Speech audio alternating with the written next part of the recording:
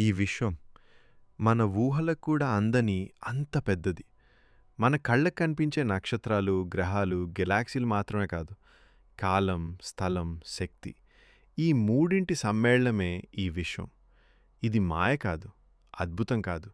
ఖచ్చితమైన భౌతిక నియమాలపై పనిచేస్తున్న ఒక వ్యవస్థ. మనం నివసిస్తున్న ఈ భూమి, ఈ విశ్వంలో ఒక చిన్న గ్రహం మాత్రమే. మన సూర్యుడు కూడా ఒక సాధారణ నక్షత్రం. అలాంటి నక్షత్రాలు విశ్వంలో కోట్ల సంఖ్యలో ఉన్నాయి. ఆ నక్షత్రాలు కలిసి గెలాక్సీలుగా ఏర్పడతాయి. మనమున్నది మిల్కీవే గెలాక్సీలో. ఈ గెలాక్సీలోనే కోట్ల నక్షత్రాలు, వాటి చుట్టూ తిరిగే అనేక గ్రహాలున్నాయి. కానీ మిల్కీవే కూడా విశ్వంలో ఒక్కటే. ఇలాంటి గెలాక్సీలు వందల కోట్ల సంఖ్యలో ఉన్నాయి. విశ్వం స్థిరంగా ఉండదు. ఇది ప్రతి క్షణం విస్తరిస్తూనే ఉంది. గెలాక్సీలు ఒకదాన్నుంచి ఒకటి దూరమవుతున్నాయి. ఇది ఒక పేలుడు కాదు, స్థలం తనంతట తానే విస్తరించడం. ఈ విషయం శాస్త్రవేత్తలు టెలిస్కోపులు, పరిశీలనలు, గణిత నమూనాల ద్వారా నిర్ధారించారు. విశ్వంలో కొత్త నక్షత్రాలు పుడుతూనే ఉన్నాయి. వాయుమేఘాల మధ్య గురుత్వాకర్షణ పెరిగినప్పుడు నక్షత్రాల జననం జరుగుతుంది. కొన్ని నక్షత్రాలు మన సూర్యుని కంటే ఎంతో భారీగా మారతాయి.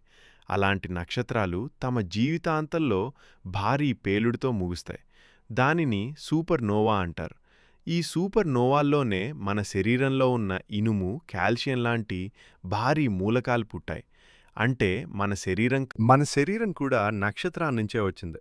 కొన్ని భారీ నక్షత్రాల కేంద్రం తన బరువుతో కూలిపోతుంది. అక్కడే బ్లాక్ హోల్ పుడుతుంది. బ్లాక్ హోల్ అన్నింటినీ లాగేస్తుందనేది సినిమాల్లో చూపించే కథ మాత్రమే. నిజానికి దాని గురుత్వాకర్షణ చాలా బలంగా ఉంటుంది. కానీ దగ్గరకొచ్చిన వాటినే ప్రభావితం చేస్తుంది. బ్లాక్ హోల్ దగ్గర స్థలం వంకరగా మారుతుంది. కాలం నెమ్మదిస్తుంది. ఈ విషయం ఐన్స్టీన్ సాపేక్ష సిద్ధాంతం ద్వారా నిరూపించబడింది. కాలం విషయంలో అందరికీ ఒకేలా ఉండదు. భారీ గుర్తం దగ్గర కాలం నెమ్మదిగా సాగుతుంది. మన భూమి చుట్టూ తిరిగే జీపీఎస్ ఉపగ్రహాలు కూడా ఈ కాల మార్పును గణనలోకి తీసుకుంటాయి. లేదంటే మనకు దారి చూపే మ్యాప్స్ కూడా సరిగా పనిచేయవు. ఇది శాస్త్రం మన రోజువారీ జీవితంలో ఎలా ఉపయోగపడుతుందో చెప్పే ఉదాహరణ. మనకు కనిపించే విశ్వం అంతా కాదు. విశ్వంలో ఎక్కువ భాగం మన కళ్ళకు కనిపించదు. దాన్ని డార్క్ మ్యాటర్ అంటారు. ఇది వెలుగును విడుదల చేయదు, ప్రతిబింబించదు. కానీ గెలాక్సీలు తిరిగే విధానం ద్వారా దాని ఉనికిని శాస్త్రవేత్తలు గుర్తించారు. అలాగే డార్క్ ఎనర్జీ అనే శక్తి విశ్వ విస్తరణను వేగవంతం చేస్తోంది. ఈ రెండూ కలిసి విశ్వంలోని ఎక్కువ భాగాన్ని ఆక్రమిస్తున్నాయి. కానీ వీటి నిజ స్వరూపం ఇప్పటికీ తెలియదు. మనకు కనిపించే విశ్వానికి ఒక హద్దు ఉంది. దాన్ని అబ్జర్వబుల్ యూనివర్స్ అంటారు. వెలుగు వేగం పరిమితి కారణంగా అవతలున్న సమాచారాన్ని మనము ఎప్పటికీ పొందలేం. అంటే విశ్వంలో ఉన్న ప్రతిదీ మనకెప్పటికీ తెలిసిపోదు. ఇది శాస్త్రం అంగీకరించే నిజం. మల్టీవర్స్ అనే భావన గురించి చాలామంది ఆసక్తిగా మాట్లాడుతుంటారు. ఇది ప్రస్తుతం ఒక సిద్ధాంతం మాత్రమే. కొన్ని గణిత నమూనాల్లో అనేక విశ్వాల అవకాశం కనిపిస్తోంది. కానీ ఇప్పటివరకు దానికి ప్రయోగాత్మక ఆధారం లేదు. శాస్త్రం నిరూపించని విషయాలను నిజమని చెప్పదు. అందుకే మల్టీవర్స్ అనేది ఇప్పటికీ ఒక ఆలోచన మాత్రమే.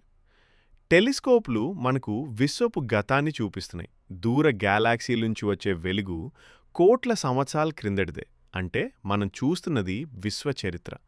ప్రతి నక్షత్రం, ప్రతి గ్యాలాక్సీ మనకు ఒక కథ చెప్తోంది.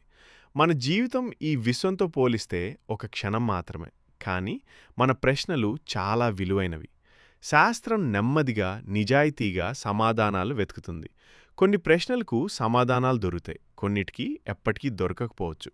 విశ్వం మన కోసం లేదు, మన భావాలకు స్పందించదు. కానీ మనము విశ్వాన్ని అర్థం చేసుకోవాలని ప్రయత్నిస్తున్నాం. అదే మన ప్రత్యేకత. విశ్వాన్ని అర్థం చేసుకోవడం అంటే మన స్థానాన్ని మనమే అర్థం చేసుకోవడం. ఈ అన్వేషణ ఇలాగే కొనసాగుతుంది. మనము ఈ విశ్వంలో ప్రధాన పాత్రలు కాదు, కేవలం పరిశీలకులం మాత్రమే.